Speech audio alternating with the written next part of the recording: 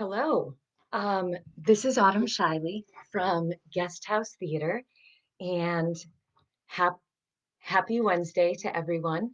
Um, uh, and today is Wednesday Friends Day, so I'm going to be reading today. Usually, we've done all sorts of things. I think we've had uh, like clairvoyancy on this channel, right? We've had stories written by children. We've had children's books being read. We've had conversations with different theater artists. And today I thought I will introduce you to my chickens in a few minutes. Um, I do have chickens, and I know some of you are specifically here to see them. But first, I'm going to do a reading. I'm going to read today uh, some of my own writing. And now I can't see you because I just pulled it up. So I'll trust you're still with me. Um, I don't usually read my own writing out loud, but this is something that I'm trying to do to stay creative. It has been difficult lately. I'm not going to lie. I haven't written since COVID uh, began. And so this is hopefully going to jumpstart me back into writing. I wrote this actually a few years ago. My husband challenged me to write our story together. So we got out all our old letters to each other, spread them across a table, and we both sat at our different sides of the table and just started writing.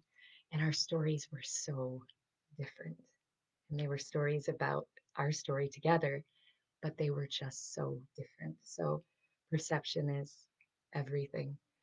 Um, anyway, so I would like to share that with you all today.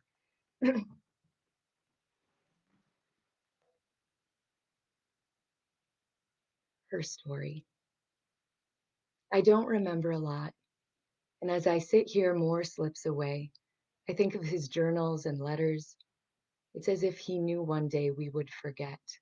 So the tangible keeps his mind and my mind from losing its grip. There are papers everywhere. They litter the table with empty scrapbooks and full boxes, unorganized chaos. Some are pages that are 20 years old at this point. Are they the oldest things we own? Our memories? I want to remember it all, and yet I feel like putting it on paper would cheapen it. Something would become final, something would end. Or there's this fear that the story would be over once it's on paper. So I have refused until this point to write our story until now. Time is relative. There was something quiet about him, and I don't remember much of what he spoke that summer we met. We were 15. I had cut my hair short. I liked being barefoot and sunburned and smelling of campfires. I was awkward during the year, but when summer came, I became the best parts of me. I felt wild and untamable and unapologetic. He was quiet, and I wanted to know what he was thinking. He seemed very sure, steady, and calm. I should be more specific. I don't know how one writes about the love of their life. I remember that I was young and everything was life or death. And I think sometimes it still is. And then I remember to breathe. But that was the summer of dragonflies and canoe trips and learning to play euchre. We both learned the art of longing, and love letters dripped out of our hands like blood from the veins. I don't remember stories. I remember moments. Put me in the water and the dirt and the sky, and I will fall in love. Last day of camp, he wrote me a letter. It said not to open it until I never saw him again. Who says that? I couldn't wait. I remember feeling terrified and ecstatic. What would it say? I remember anticipation, but I don't remember exactly where I opened it. I'm sure he'll be disappointed that I don't remember the smell of the grass or how hot the sun was as I pored over his words on the page. I know that I was fascinated with how he could cover an entire page with words and still have more to say. He was writing from the edge of the page to the other edge of the page, no room for margins, and I felt this must be important. He swore he loved me, and I knew I loved him. In that moment, I loved him so deeply, I didn't know what to do with all that love. There was a desperation about it, and I was drawn to it. And I hated it at the same time. I felt like I had wings, but I didn't know how to use them. I wanted the bus to come back. I wanted to keep talking to him. I don't think I thought about kissing him then. I just missed being near where he was. I missed being seen by him. I wrote back immediately. I told him all. I'm bad with games. And I have always been bad at games, except for Settlers of Catan, but that was much later. So we wrote love letters, and I felt very Victorian. I would run to the mailbox each day. I would tear the letter open and read it with my back pressed against the garage door. I barely made it inside. When I did, I would plop on my bed and read and reread over everything he had ever written to me. I started to notice how life didn't feel as rich unless I was holding a letter. I wanted to live in the now. I'm awful at living in the past or future. So maybe that's why writing this story is so difficult for me. So I decided to end it.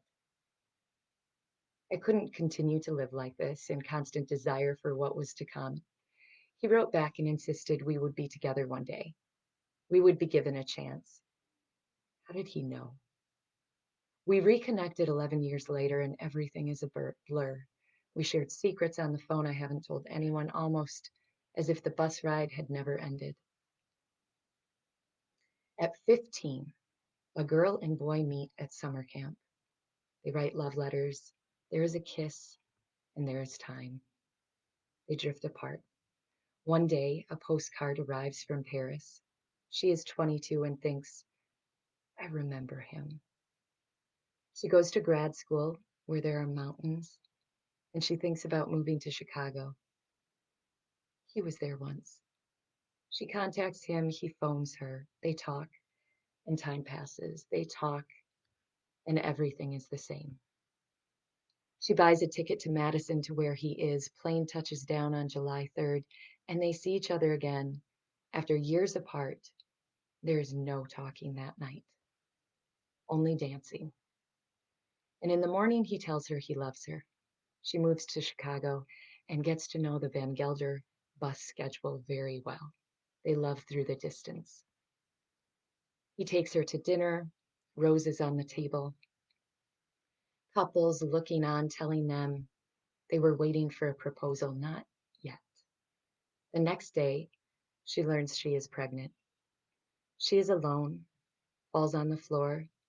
The tile was white and black, surprisingly clean for a Chicago coffee house. She calls her parents. They immediately drive 2.5 hours and arrive at her doorstep with a cooler full of food. Her dad drops to his knees and kisses her belly. They take her to Thai food. She calls her love. He drives 2.5 hours to get to her, just as she's getting done with rehearsal, her first Chicago show. He picks her up in a horse-drawn carriage. It starts to snow. They walk to the gazebo. He gets on one knee. She says yes. She stays in Chicago to finish the show. Closing night, she packs her bags and moves to Madison. She has nothing in this new place but him, and she hates it. She hates being that dependent. She longs to be free. She hides away in the apartment, waiting for the wedding and then waiting for the child. The wedding was white, and everyone touched her belly. They danced for hours. They said goodbye to their guests, and a few months later, hello to a stranger. Her firstborn was a blue-eyed boy. He was so big they had to cut him from her. He didn't want to let go, and a part of her cried apart from her. her tears from another part of the room. She fell in love slowly and deeply. Each day, the stranger became more the love of her life. And because of this, she loved his father more each day. She would catch him rocking his newborn son, and she would fall in love all over with him again. They moved into a little apartment by the river.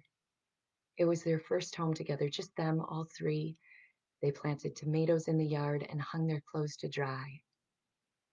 In the winter, they would build the tallest snowman because although she was average height, he was tall, and she liked that. This is their story.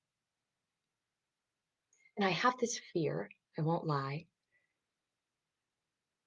It was romantic how he wanted us to write our story, and then the fear gripped me. Does he think it's over? For him, the best part has already happened. The kiss, the letters, the search, the finding each other again. For me, that was storybook. And it happened as it happened. It was the most incredible love ever, but it doesn't last. Last night, I was exhausted from being sick all day, and I had fallen asleep very soon after the children went down. I was awakened by Daniel screaming. Matt was still up writing. We met at Daniel's door and looked at each other. On cue, we grabbed the door and just as we both suspected, there was vomit everywhere. I grabbed Daniel. Matt grabbed the blankets, linens, the moose with big eyes, the stuffed dog that actually is William's. But each night he says his little brother can borrow it. Waddles, the little penguin. Before I could say a word, I heard the washing machine start, and Matt was back up in a flash, helping me undress the crying Daniel. Bath? It's not in his hair.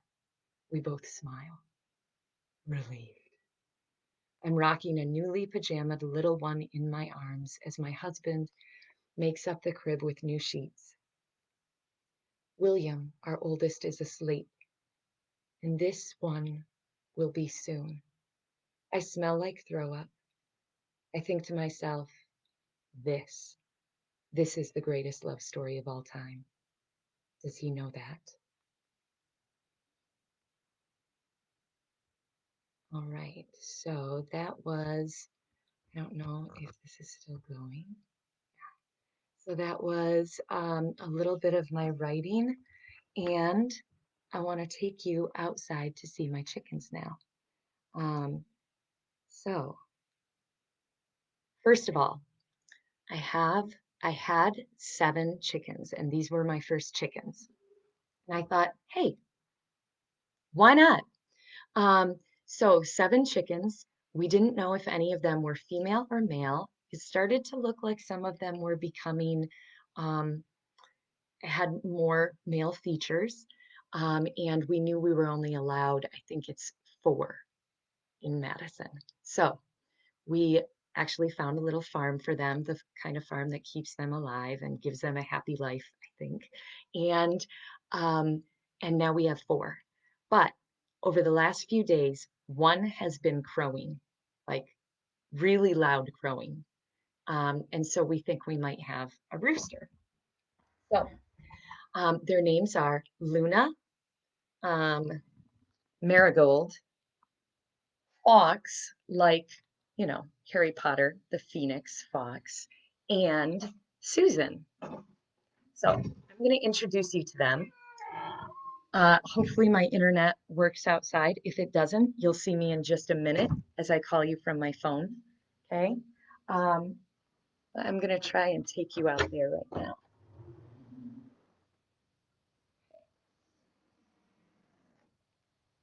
All right. So we're walking through all these weeds, and hopefully you can see these. Okay. I'm gonna I'm gonna let him out. Hold on.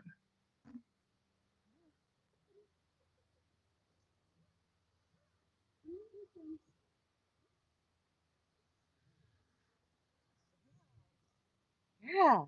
Okay, come here. Come here. So I think you can see him here. Come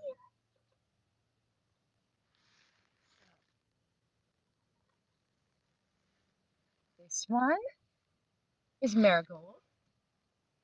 She's a little feisty. Marigold's feisty. Whoa, there she goes.